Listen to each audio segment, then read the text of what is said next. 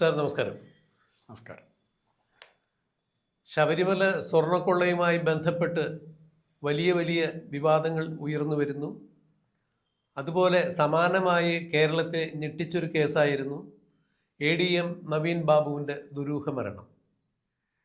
എന്നാൽ ADM നവീൻ ബാബുവിൻ്റെ ദുരൂഹ മരണത്തിൽ തലശ്ശേരി അഡീഷണൽ സെഷൻസ് കോടതി മുതൽ സുപ്രീം കോടതി വരെ ADM നവീൻ ബാബുവിൻ്റെ കുടുംബം അദ്ദേഹത്തിൻ്റെ മരണത്തിലെ ദുരൂഹതകൾ ഒഴിവാക്കണം, ദുരൂഹതകൾ എന്താണെന്നുള്ളത് അറിയണം, എങ്ങനെയാണ് അദ്ദേഹം കൊല്ലപ്പെട്ടത് അല്ലെങ്കിൽ മരണപ്പെട്ടത് എന്നുള്ളത് അറിയണം എന്നാവശ്യപ്പെട്ടുകൊണ്ട് അതിൽ CBI അന്വേഷണം വേണം എന്നുള്ള ആവശ്യവുമായി സുപ്രീം കോടതി വരെ സമീപിക്കുകയുണ്ടായി. എന്നാൽ സുപ്രീം കോടതി വരെ നവീൻ ബാബുവിൻ്റെ കുടുംബത്തിൻ്റെ ആ ആവശ്യം തള്ളിക്കളയുകയായിരുന്നു. അതായത് SIT അന്വേഷണം നിലവിൽ SIT അന്വേഷണം കുറ്റമറ്റ രീതിയിലാണ് പോകുന്നത്, അതുകൊണ്ട് ഈ കാര്യത്തിൽ CBI അന്വേഷണം ആവശ്യമില്ല എന്ന നിലപാടിലേക്ക് സുപ്രീം കോടതി എത്തുകയായിരുന്നു. എന്നാൽ 10 കൊല്ലം കേരളം ഭരിച്ച പിണറായി വിജയൻ്റെ ഭരണം 2026 തീരുകയും പുതിയ മന്ത്രിസഭ അധികാരത്തിൽ വരികയും ചെയ്തു. 2024 ഒക്ടോബർ 14 നവീൻ ബാബുവിൻ്റെ ദുരൂഹ മരണം നടന്നത് എന്നാണ് എൻ്റെ ഓർമ്മ. ഒരുപക്ഷെ തീയതിയിൽ അങ്ങോട്ടോ ഇങ്ങോട്ടോ ചിലപ്പോൾ മാറ്റം ഉണ്ടായേക്കാം. എന്നാലും ഒക്ടോബറിൽ തന്നെയാണ് അദ്ദേഹം ദുരൂഹ സാഹചര്യത്തിൽ മരണപ്പെട്ടതായി കാണുന്നത്.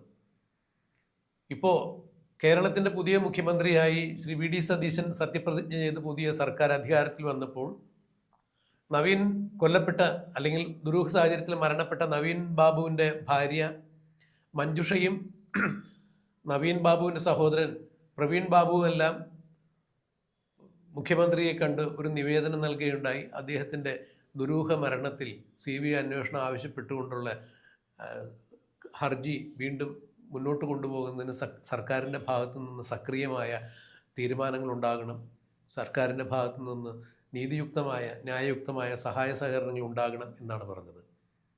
ഇതിനുശേഷം ചേർന്ന മന്ത്രിസഭാ യോഗത്തിൽ അക്ഷരാർത്ഥത്തിൽ VD സതീശൻ കേരളത്തെ ഞെട്ടിച്ചുകൊണ്ടൊരു തീരുമാനമെടുക്കുന്നു. VD സതീശൻ മന്ത്രിസഭ നവീൻ ബാബുവിൻ്റെ ദുരൂഹ മരണത്തിൽ CBI അന്വേഷണത്തിന് കേരള സർക്കാർ ശുപാർശ ചെയ്യുന്നു എന്നുള്ളതാണ് ആ ഉത്തരവ് ഇന്നോ നാളെയോ പുറത്തിറങ്ങും എന്നുള്ളതാണ്. തത്വത്തിൽ മന്ത്രിസഭ അത് അംഗീകരിച്ചിരിക്കുന്നു.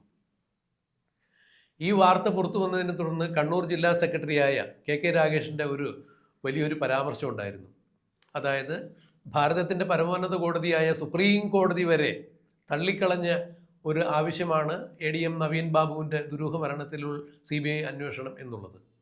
സുപ്രീം കോടതിയേക്കാൾ വലിയ ആളാണോ അല്ലെങ്കിൽ സ്ഥാനമാനങ്ങൾ ഉള്ള ആളാണോ കേരളത്തിലെ മുഖ്യമന്ത്രിയായ VD സതീശൻ എന്നാണ് കണ്ണൂർ ജില്ലാ സെക്രട്ടറിയായ CPMൻ്റെ ജില്ലാ സെക്രട്ടറിയായ KK രാഗേഷിൻ്റെ പരിഹാസദ്യോതകമായ പരാമർശം. സാർ, ഇവിടെ എനിക്ക് അങ്ങയുടെ ശ്രദ്ധയിൽ കൊണ്ടുവരാനുള്ളൊരു കാര്യം കൂടിയുണ്ട്. ശബരിമലയിൽ സ്ത്രീ പ്രവേശനത്തിന് അനുകൂലമായി നിലവിലുണ്ടായിരുന്ന സത്യവാങ്മൂലം പിൻവലിച്ച്, അതായത് ഉമ്മൻചാണ്ടി സർക്കാരിൻ്റെ കാലത്ത് ശബരിമലയിൽ നിലവിലുള്ള സ്ഥിതി എന്താണോ തൽസ്ഥിതി തുടരണം, ആചാര സംരക്ഷണം നടക്കണം, അവിടെ താന്ത്രിക വിധി അനുസരിച്ചിട്ടുള്ള പൂജാ വിധികളും അതിൻ്റെ ആചാരാനുഷ്ഠാനങ്ങളും പുലരണം എന്ന് ആവശ്യപ്പെട്ടുകൊണ്ട് അത് ചൂണ്ടിക്കാണിച്ചുകൊണ്ട് മൺമറഞ്ഞ മുഖ്യമന്ത്രിയായ ഉമ്മൻചാണ്ടിയുടെ കാലത്ത് സുപ്രീം കോടതിയിൽ സമർപ്പിച്ചിരുന്ന സത്യവാങ്മൂലം പിൻവലിച്ചുകൊണ്ട്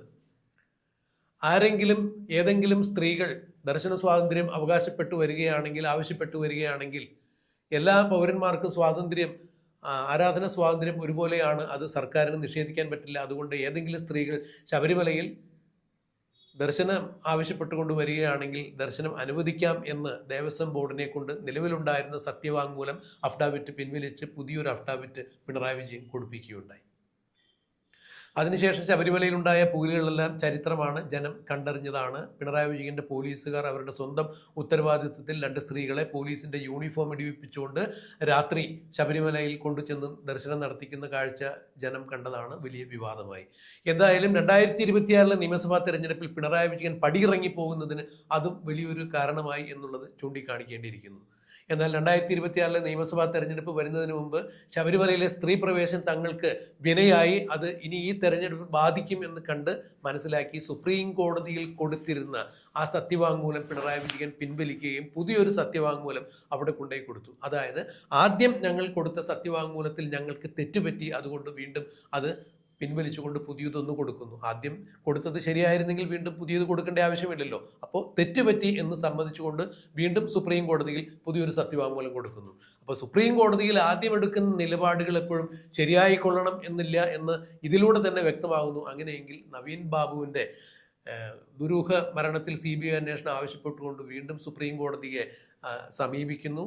CBI അന്വേഷണത്തിന് കേരള സർക്കാർ ശുപാർശ ചെയ്യുമ്പോൾ KK രാഗേഷ് ഇത്തരം കാര്യങ്ങൾ കൂടി ആലോചിക്കുന്നത് നല്ലത് തന്നെയാണ് എന്നാണ് എൻ്റെ അഭിപ്രായം. എന്താണ് ഈ കാര്യത്തിൽ രാജ്മോഹൻ സാറിൻ്റെ അഭിപ്രായം?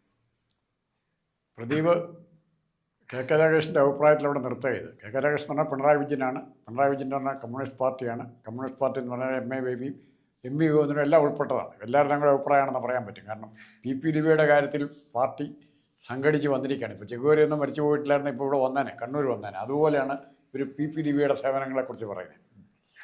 ഇനി ഇതിൻ്റെ അകത്ത് ശ്രദ്ധിക്കേണ്ട കാര്യം, സുപ്രീം കോടതിയിൽ ഈ അപ്പീൽ കൊടുക്കാവോ ഇല്ലയോ, എന്തിനാണ് CPM അല്ലെങ്കിൽ CPMൻ്റെ നേതാക്കൾ സുപ്രീം കോടതിയിൽ അപ്പീൽ പോകുന്നതിനെ ഭയപ്പെടുന്നത് എന്തിനാണ്? സുപ്രീം കോടതി എന്തും വിധിച്ചോട്ടെ, ഇവരുടെ ഭാഗമാണ് ശരിയെങ്കിൽ PP ദിവ്യ നിരപരാധിയാണെങ്കിൽ സുപ്രീം കോടതി അവരെ എക്സ്ട്രോണറേറ്റ് ചെയ്യല്ലേ? അപ്പോൾ അത് തന്നെ ഇവർക്ക് ഏറ്റവും വലിയ ക്രെഡിറ്റ് അല്ലേ? സുപ്രീം കോടതി വരെ PP ദിവ്യ പരിശുദ്ധിയാണെന്ന് പറഞ്ഞിരിക്കുന്നു.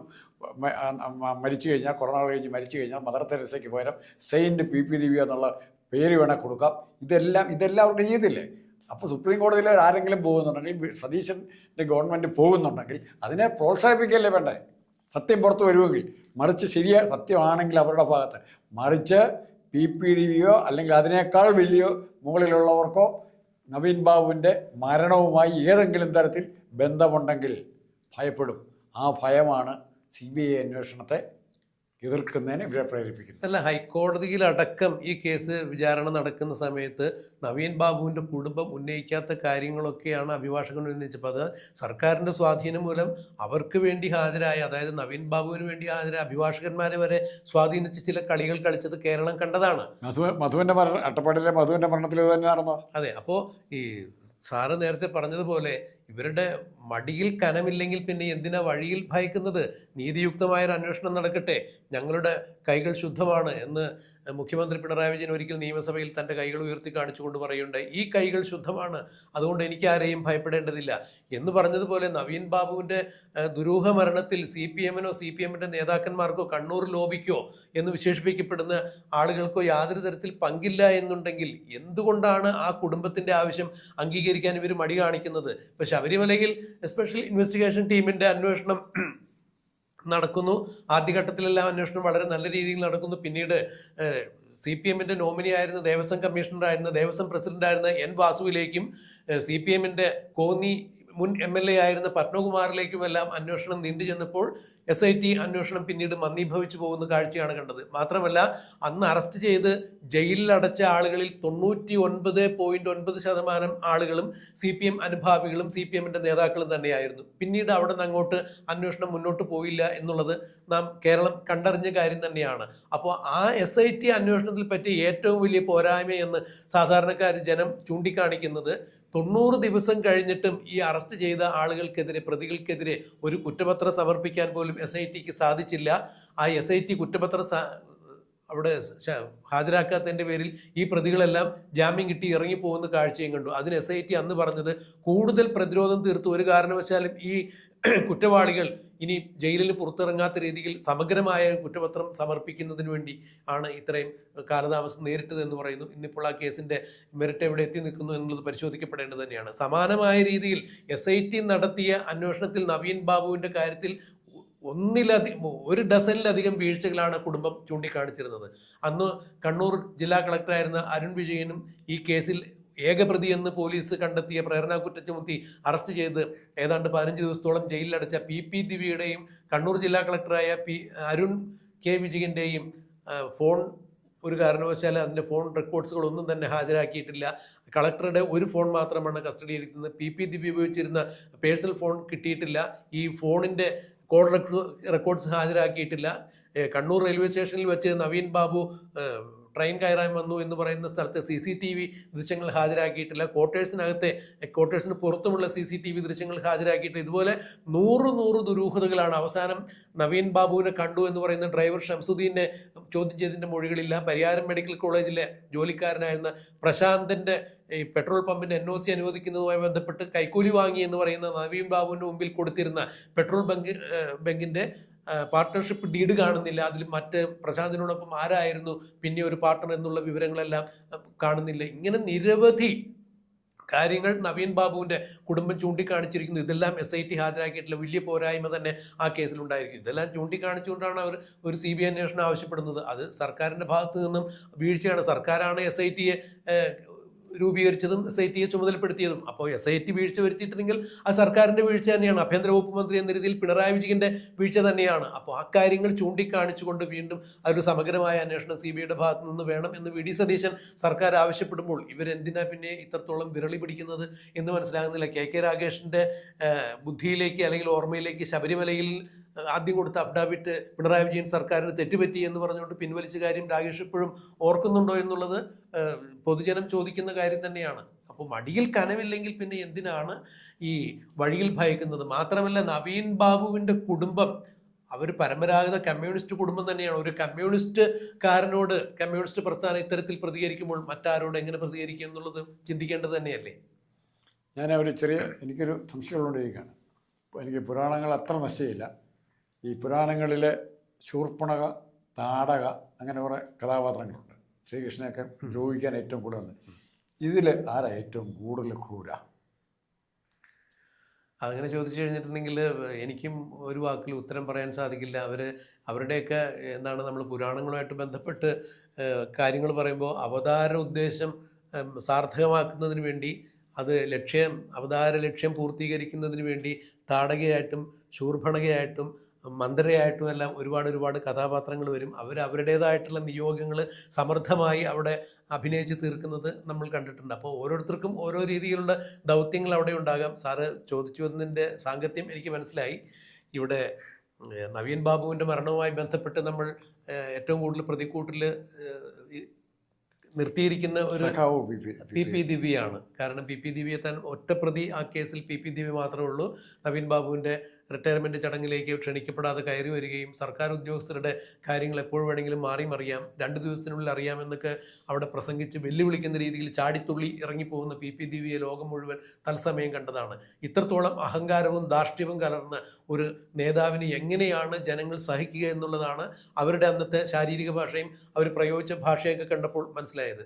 എന്തായാലും അവർ പറഞ്ഞത് അറം പറ്റി എന്തോ രഹസ്യ അജണ്ടയുടെ അടിസ്ഥാനത്തിലാണ് അവരങ്ങനെ സംസാരിച്ചത് എന്ന് വേണം മനസ്സിലാക്കാൻ. കാരണം അന്ന് യാത്രയപ്പിന് ശേഷം പിന്നീട് നവീൻ ബാബുവിനെ കാണുന്നത് അദ്ദേഹം ക്വാർട്ടേഴ്സിൽ ഒരു ടെലിഫോൺ മൊബൈൽ ചാർജറിൻ്റെ വണ്ണമുള്ള ഒരു വള്ളിയിൽ തൂങ്ങി മരിച്ചു നിൽക്കുന്ന കാഴ്ചയാണ്. ഒരു കാരണവശാലും സാധാരണക്കാരുടെ സാമാന്യ ബുദ്ധിക്ക് നിരക്കാത്ത ഒരു കാര്യം തന്നെയാണ്. ഇവിടെ മറന്നുപോയ, സാറ് പറഞ്ഞ വിഷയത്തിലേക്ക് ഞാൻ വരാം, അല്ലെങ്കിൽ സൂർഭണകയുടെയും താടകയുടെയും കാര്യം വിസ്മരിക്കുന്നില്ല. ഇവിടെ ജനം അല്ലെങ്കിൽ സജീവമായി ഈ കേസിൽ ഇടപെട്ട് സംസാരിക്കുന്നവരെല്ലാവരും ഉന്നയിക്കുന്ന ഒരു കാര്യമാണ് നവീൻ ബാബുവിനെ അവസാനം കണ്ടത് ഷംസുദ്ദീൻ എന്ന് പറയുന്ന ആളാണ്.